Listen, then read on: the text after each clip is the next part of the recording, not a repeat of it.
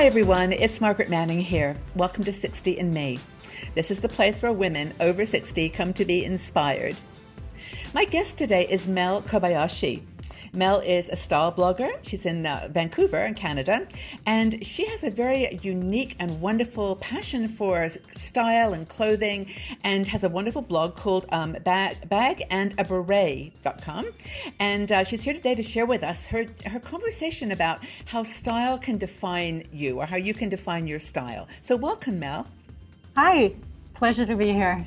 Thank you. I'm so happy that you're here, because a lot of women in their 60s and 50s don't know what to do with style. They don't know how to express, who they are. Right. So you're going to help us, right? Yeah, absolutely. I certainly am. Well, I think the thing I want to really chat with you about today is just how you can go about experimenting in different ways to find what your style is and then to connect with it. So tell us a bit about how you go shopping, where you go to get your clothes, and what you think about when you're making a purchase. Well, I'm a big thrift shopper. I love thrift shopping. I love the experience of the treasure hunt. I like digging. I'll just go in there and go, what's next? And it's an exciting thing. Sometimes you come out, no luck, but sometimes it's a jackpot.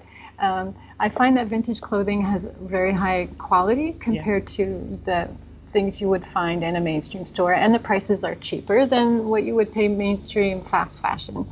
So if it's been well cared for, you can get some really great stuff, unique. No one else will be wearing it. It'll be a bargain, and it's perhaps a designer piece that someone has lovingly cared for all the years and have decided they can't have it anymore for space or whatever reason. Yeah. I like going there. I like going to consignment shops. It's a different kind of thing. You usually get newer items in there, but that can be fun too. It's a little bit higher price point, but thrift shopping is my main source of my clothing. And it's fun to experiment because the price point is so low. Yeah. You can take chances, you can experiment, you said.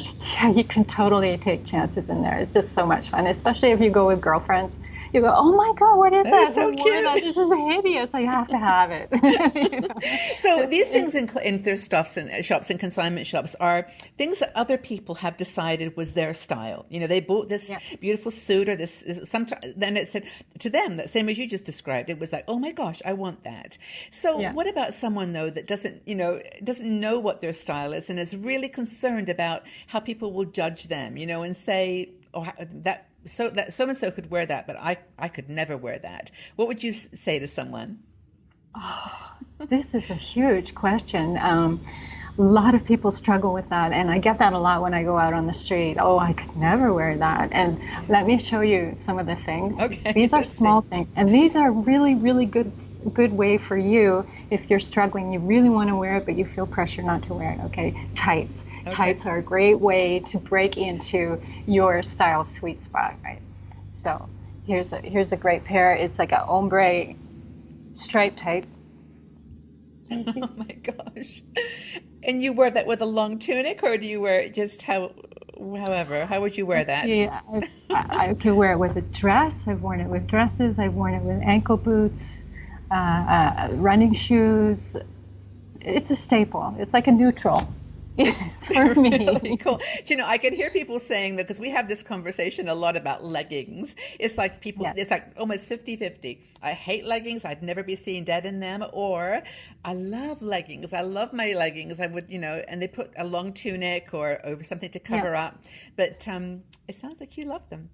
I love them, and I think it depends how you feel about the part of your body that you're showing with your leggings. Like, I would never show my parts with them. I would wear a tunic or a dress, but my dresses are getting a little bit shorter because my confidence is getting a little bit higher. And I figure leggings are like pants. If you're not comfortable with one pair, put on two pairs, right? What is it about leggings? If your bits are covered, right? They just cover you. Covered your bits, right? Well, one thing that we were talking about earlier about being invisible, and this is, of course, a huge, it's not a challenge, but it's something that we're just conscious of, as you get older. I mean, it's just almost human nature, I think, to feel invisible as you get older. But it seems like that would, in many cases, stops you from doing things you think people are going to notice and say, oh my goodness, that looks ridiculous. Or, so but you have a different view about invisibility, don't you? That it's so I do. good to be seen. It's good to be seen if you want to be seen. You know, some people at any age don't want to be seen. But the thing is, I look at it like this. It's not me. I'm not getting invisible. I'm the way I've always been. I'm just me in the world. The problem is everyone else's vision is really bad. Everyone else's vision gets really, really bad. But I'm the same. Totally. They need new glasses. They do. So I'm giving them a vision correction when I'm wearing what I'm wearing to say, you know, I'm like the optometrist going A or B, A or B. And I'm saying A, B, C, D, E, F, G, you know, like I am here. And I think the popular media, Hollywood, is really, really bad for, you know, ageism. Yeah. And we all have heard stories of top actresses who are denied parts because they're over 30. Give me a break. So it's not me I need to adjust, it's everyone else I need to adjust. And sometimes they need a little shock therapy. And it's a gift. You're giving them a gift. You're giving them a gift of clarity that you are an older woman who's enjoying life. Surprise. Yeah, I'm just out of the goodness of my heart, I'm helping the world. Right. This is another helpful thing. Oh, wow. Those are nice. Leggings? These are tights. Oh, tights. Very tights. Cool. They're great. You could wear that as a scarf. It's really cool. Good. As long as the gusset doesn't show like around. You could put a brooch there right at that point. Yeah. Tie it in a little bow and the feet will be hanging down at the front. These are glitter. I don't know if you can see. Yeah, you can glitter. see. Gold, or is that green? It's a greeny gold. I kind of like that. So fun. That'd be a fun Christmas thing with a something velvet or. Oh yeah, I wear them with so many things. I have these patent red sandals. I wear them with them. They're a slingback sandal, and they're quite arresting in the effect that they have. If you go to my blog, you can see some examples of this stuff. Now, was just to ask you, Mel, when you go out into the world, into the real world, because we've talked about this before, that you're not just doing this for effect. I mean, you're just living your life. You're just I'm going just out. Living. I'm not dressing for shock effect. I'm living because this is how I feel today, and I'm just going to go out there and just be and show everyone how I feel, you know. And I enjoy it, and I'm not people. I have helped the vision of so many people in my city. You're the optometrist of fashion or style. Yeah, I like that. That's good. Yeah. But what do they say to you? Do you think you get more conversation like, that's a really cool outfit, or do you think people are truly like keep adjusting their glasses? They just don't need more time. I think it's a combination. It's both. And there are, of course, there will be people who go, oh my God, what was she thinking? That's hideous, right? But that's okay too. And you're never going to please everyone. And you know what else? People are usually not even looking at you. People don't care who you are. And name me the last 3 people who passed by you on the street. You can't even remember male or female, let alone what they were wearing. And so what I can do is turn it on or off, right? I can. You learn to be in the world in a way that you can adjust perceptions to you and turn it on. But I think people who are struggling to get out need to do a little bit of that shock to adjust people's lenses a little bit. And tights are a good way of doing it because you can wear, fairly comfort zone clothing with a bit cool, punky pair of tights, right? Yeah. And then if you get positive feedback from that, then you're going to be emboldened, right? Then the next thing you know, you're going to wear a funky You're going to belt step it up top. a bit. It's so funny. I just remember something when I was on a cruise recently, and I was with a friend, and she, I'm the kind with one bag with like 3 outfits and a few scarves, and she's the one with 2 suitcases and 16 pairs of shoes. So we were rooming together, and when we'd go out to dinner, I would wear pretty much the same black dress with a different scarf, and she would wear like red sparkly shoes. And she had this one pair; they were silver sparkles, and I'm telling you, that woman made more friends on the cruise than I could even imagine just because of her shoes. And it was amazing. It was a magnet. Yes. And I have a friend, she says, I dress this way partly to spark conversations with people. And it really does. I've met so many people just from how I style myself and feel good about myself. Yeah. And the feeling good about yourself is positive energy. People pick up on that positive energy. You want to be around people with positive energy, and So true. style is a way to attract people. And I style-eyed a woman from my street style blog once. She told me this: nobody ever crossed the street to meet a personality. It's so true. Like, That if I is see amazing. someone, I don't Yeah. know who they are by, their personality, but if I see they're wearing something, oh, that's kind of cool, I really like that, that might, spark me to want to investigate her personality. But Yeah. the signal is the style. Is the style. Do you know what? I mean, I really think there's a secret, though, that you exude it so beautifully, and that is enthusiasm and authenticity. Like, you can wear clothing for effect, and it's so poised that it doesn't have any heart. It doesn't Right. come speak to you. Or you can just wear, like you're wearing your Audrey Hepburn top today with, I know Yes. you've been showing different colors and things, but there's like an authenticity, like you're real. And I think that's important.